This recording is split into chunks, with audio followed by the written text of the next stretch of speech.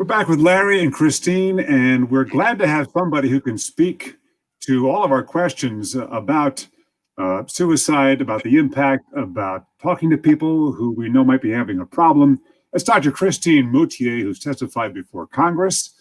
She's been to the White House, done panels on this. She also is a practicing psychiatrist, a professor of psychiatry, because we do have questions. Dr. Christine Moutier, hello. Hello, thank you so much for highlighting this important topic and for including me. Thank you. I'm going to start it off and then our team will follow up. A year ago when we did an I'm Listening, right afterwards, one of our colleagues said to me that he gets up in the morning and really doesn't feel the need to even be in this world. And the world wouldn't even notice if he was gone. And I thought, okay, I just did, along with Christine, a whole show on this. What do? I should know what to do. I didn't know what to do, really. We went out and we had a little bite to eat and we talked through it.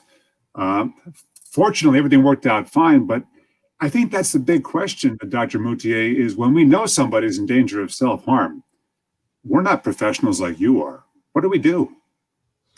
You know, it sounds to me like you did exactly the right thing. And oftentimes people don't even lay it out that clearly. So you have to actually have a pretty sensitive radar for when people are behaving or talking in ways that indicate that they might not be feeling themselves. They might be feeling overwhelmed, like they don't matter, or that they're even a burden to others. And so you picked up on that and he explained that to you, which is first of all awesome, because that's taking away stigma and just being a caring friend and colleague community. What I recommend doing is having what I call a one-on-one coffee chat. So you set up a private time where you can approach the person. And it is a little more challenging if they haven't brought it up to you, but you're the one taking the initiative. But I strongly encourage everyone to trust your gut instinct and assume you're the only one who is noticing and who will actually follow up. And then it's really just asking open-ended questions. It's setting up a dialogue where you say, this is not about anything but wanting to support you and wanting to understand what your experience has been like. And that, that curiosity that you can show is a way of caring, and then just truly listening, like the show, I'm Listening. It is about those empathic listening skills. You don't have to solve their problems. In fact, that probably is not the way to go, because these are complicated, deeper issues, not ones that are prone to kind of quick fixes. And then, of course, normalizing any inclination they have to get help from a mental health professional or to call one of the crisis lines. That would be another important next step. Dr. Moutier, let me jump in. Larry Mullins here. Hi, Larry. The concern, I think, in the African-American community in general is that we don't go to ask for help. We don't go to a psychiatrist like a Dr. Moutier, for fear that, we're going to appear as weak. And I won't say generally that is the way, that it goes among people of color. However, that is something that I'm hearing a lot of. So then is it incumbent upon us to draw it out of that person? Well, I think it is incumbent upon all of us to help contribute to a change in your environment. So whoever you're around, I would call it the culture, but of course we all have our scope of influence. And if you become a person that is addressing your own mental health and talking about it in ways that you might share about your physical health. It's not that you need to be talking about it all the time, but if there are things going on, just like you might share about things related to your pregnancy or things related to your hypertension, you might share with friends and family about stuff that's going on in terms of sleep problems, not feeling yourself in terms of your energy, self-worth. And the challenge is that your brain is where these negative, distorted thoughts are coming from. And your brain is what you have to go on and what you trust. So, I think you have to realize that, and that's why it is incumbent on others, that the person themselves, who's the one in distress, there's a limitation there that's both environmental and cultural, but also kind of self-induced. So becoming that person who says, no matter what you're going through, I'm there for you. Nothing will change the fact that you matter to me. Like, and obviously we don't say those things so overtly, but having that be an undertone of your presence throughout many interactions you have at work and with your neighbors, with your family members, I think that's part of the how we prevent suicide and how we can all play a role. Dr. Moutier, I had my first child 3 years ago and my second child 5 months ago, right at the beginning of the pandemic. I now know that I suffered from postpartum depression after my first child. I was afraid to ask for help. I was afraid it would make me look like I was failing as a parent, and I was terrified of that. I learned a lot about myself over the past few years and the strength that it takes to ask for help. And this time around was able to be proactive about saying to my doctors and my care team, I know I'm struggling. I know this is a hard time. This pandemic has been so uniquely stressful for parents. We know that parents are having to adapt to challenges that are unprecedented for them, both in their micro worlds and in the macro world we live in. What kind of skills do parents need to be practicing right now during this particular time to not just take better care of their families, but ultimately take better care of ourselves? Since we all know if you don't take care of yourself, it's really hard to take care of anything else. Well, first of all, Christine, I just really want to commend you for being such an advocate and sharing your own experiences, because by doing that, you create ways for other people to tell their stories and ultimately to get help and get the support that they need as well. So you're shedding stigma just by doing that. This is such a different time, and the different scenarios for parents, but for others as well, are so multifaceted. But one common thread for parents is that you might have your job in jeopardy, you might have lost your job, or you might be working remotely, and you might be experiencing things with your kids, either with the fall plans of school and remote learning, or if your child has some special needs of any sort. And look, every kid has different needs at different phases. So there are just incredible challenges to work through during this time. And I think what you said is the foundational piece. It's that as a parent, your instinct is to kind of, in a way, probably zip it up and not be vulnerable, not feel weak or needing help. But the truth is, if you don't make your own mental health and physical health for that matter, but your health a priority, it changes the behaviors that pop out spontaneously in the home with your children. And it's not to heap blame on anybody. It's just that it's a call to action to really make your mental health more of a priority. And actually by doing so, the amazing thing is that you, again, take stigma out of the equation. So your children they grow up with that as well, so that they then are afforded the opportunity to realize that they're allowed to struggle. That's human to struggle. It is a good, strong thing to say when you need help, and to take care of both your mental health and your physical health. Those are things that children will glean from parents who are actually actively doing that. You don't have to be perfect. This is never about perfection with anything, including with our mental health. But those ways of talking about it and again, prioritizing your own health. So that might mean leaning on your spouse, leaning on friends, seeking out a therapist. Right now with COVID, we have teletherapy that is more accessible than it's ever been before. So keep that in mind if it's something that you've been considering and you've never gotten therapy before. Now is really the time. Yeah, COVID, absolutely. There are external forces out there beyond COVID. Larry touched on some of them, and we solicited questions from listeners, and we got one, I think, that also touches on that. How can we quell or mentally cope with the extreme catharsis hate in our city? And I'm not sure particularly what that person's referencing, but we know we've got a big divide in this country politically. It's weighing heavy on us as the election approaches. Wow, it's such a burden. When we see so much division out there, we sometimes don't recognize our own city, our own country. How do we ground ourselves? It's so true.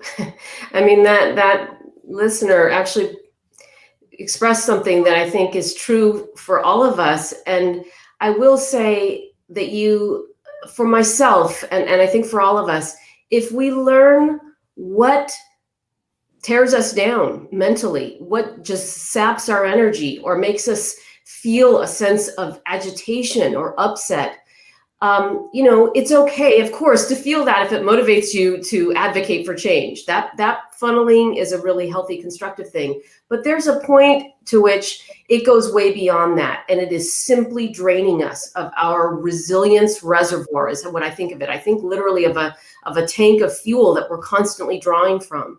And so for me and for many, I think what we've learned is we have to choose what we let into our life more carefully and more intentionally. So don't just kind of let yourself go down that rabbit hole of media or social media consumption, and hours later, you're not in a good place. That's something that you do have control over.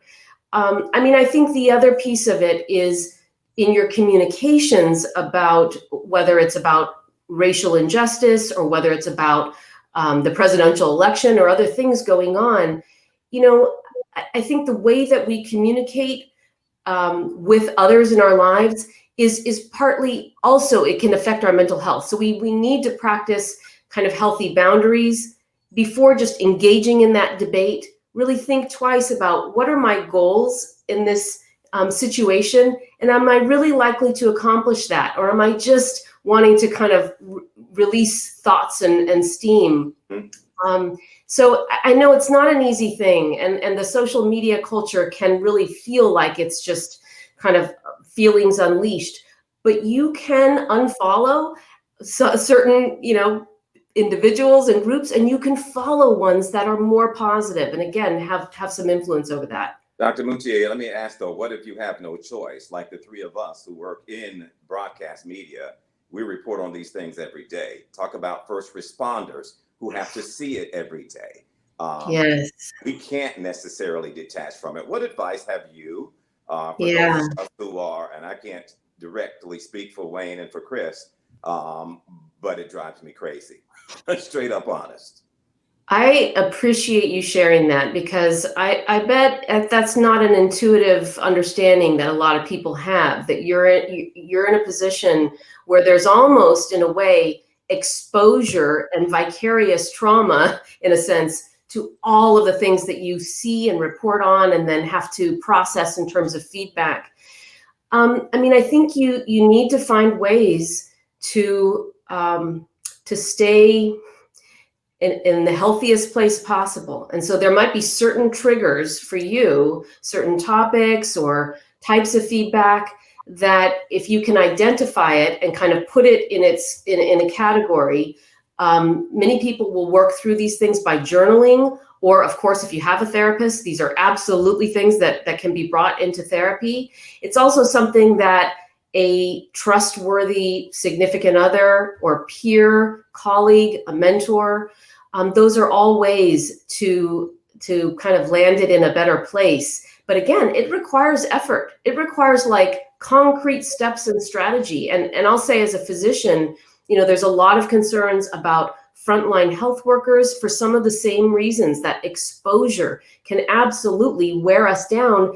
And if we haven't had it, part of our education or training to be practicing these steps of how to process that exposure and, in a way, vicarious trauma, we will simply, it will land in a place with detrimental consequences for many of us. And in the physician world, physicians have a higher rate of suicide, as do some certain occupations. Law enforcement is another one, the construction industry, any industry where there's an added layer of self-sufficiency and stoicism.